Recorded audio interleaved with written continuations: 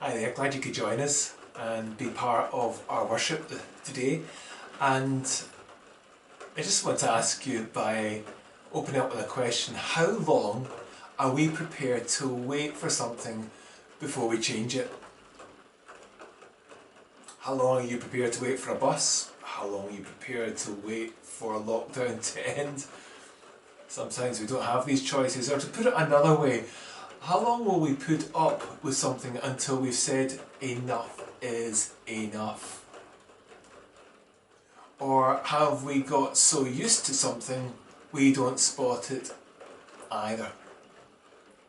I remember growing up and I remember my mum saying enough's enough when she saw my room a complete mess, and I didn't see it. And typical teenager, I didn't fully understand the stress I might have caused. We have teenagers maybe ourselves, or grandchildren who are teenagers, and it's the same scenario. You know, we can build up clutter ourselves, or we just don't put something away, and it just becomes part of the furniture. It doesn't have to be things though, does it? It can be our attitude towards someone or someone else. Or an issue that we face every day. Maybe let's say, what's the fuss about climate? If it's a work colleague, maybe we've given up on them, or we've resigned ourselves not to expect anything from them. Or it's a circumstance or our neighbourhood. Could we not see things that need to be done? Maybe we've got so ingrained in our outlook, it's the way we look at life. And this is what happens in our story today. A story about a person at a pool called Siloam, and it's the third of a series of signs that we read about in the Gospel of John, which indeed point to aspects about our life and how God connects with us even today. Again, we need to remind ourselves that the miracle is not just about someone getting better, amazing as that is. It's what happens and why. We can see in today's story there were many gathered around this pool, waiting for the opportunity for a miracle. So this sign is about time and the impact that time had on the paralysed man. You see, there's an interesting phrase that I picked up in the story when it says Jesus knew that the man had been lying there for a long period of time. Jesus had either been told or he knew this person from previous visits to Jerusalem in a well-known and recognised venue in the city described in detail by John. A man who was there for 38 years. A man who had been there even when Jesus was there as a 12-year-old running around the streets of Jerusalem on his first visit. When we begin to realise the length of time, we can understand why this man could be so grumpy, or his outlook so ingrained. If something has been like this for such a long time, we might think this is a very understandable way to look at the world, but has it to be this way? Does it need to stay that way forever? You see, during lockdown we have been bound by a reduced and restricted routine. And this can make our world shrink and our minds and outlook begin to narrow. Our vision of life shrinks. And maybe even our faith shrinks as well. You see, the story of the paralysed man at the pool is about someone's life that shrinks over time. We can see that by the man's response of almost like a pointless complaint to a very obvious question. Do you want to be healed? And yet it seemed to be a challenge. If this could be answered the way he expected it to happen. But despite that, Jesus was still patient and compassionate. Isn't it good to know that we have a Saviour in Jesus who is patient for us to work through maybe our grumps and our groans, until we wake up to the truth that there is another way that we may never have imagined.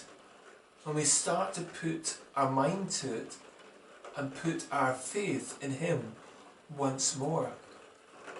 He knows there are times when we've been reduced to nothing, when the length of our days, the protracted nature of our circumstance has left hope, body, faith, spirit and soul feeling defeated.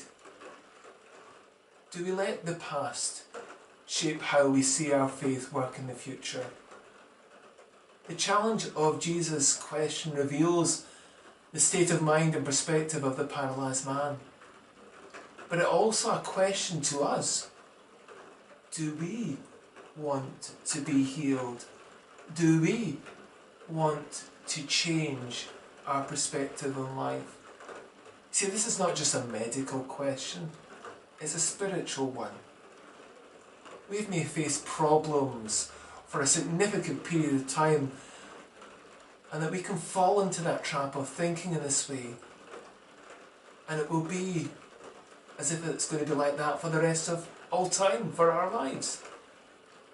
And you see, the man had a particular way he thought he would be healed, and he hung around long enough, 38 years, in that place where he thought that was the only option left to him. All he could see was a solution for someone just to carry him to a pool. And so he says to Jesus, as he probably said it for year on year, I don't have anyone to carry me to the pool. But now he was confronted with another way. In the end, he takes it, but does it go far enough, this healing in our story? You see, this sign maybe speaks to us a lot more than just what is happening to this paralysed man.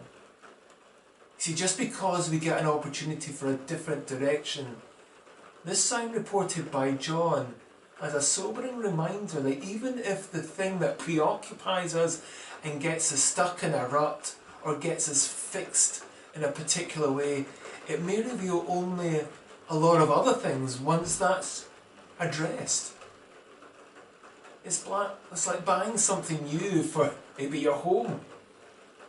The other stuff around it begins to look tired. We begin to see that it's not just that needs fixed. You see, in our story, the healed man revealed how fear controlled him. His world was still small. Imagine being healed and then he goes on and blames Jesus for being told off by the authorities to carry his mat on the Sabbath. He was concerned what they thought. This miracle changed his fortunes. But will it change his future? You see, he had the miracle in the same day already become yesterday's newspaper headlines. So when the authorities challenge him, he's disloyal to Jesus. Indeed, Jesus' comment to the healed man not to sin anymore reveals maybe an undercurrent that not all is well with that man's life. Something was not right, and Jesus could still see it. There's enough for him to say that this needs to be sorted out, and that this healed man was still a work in progress. You see, having an experience of God at some point in our past is great.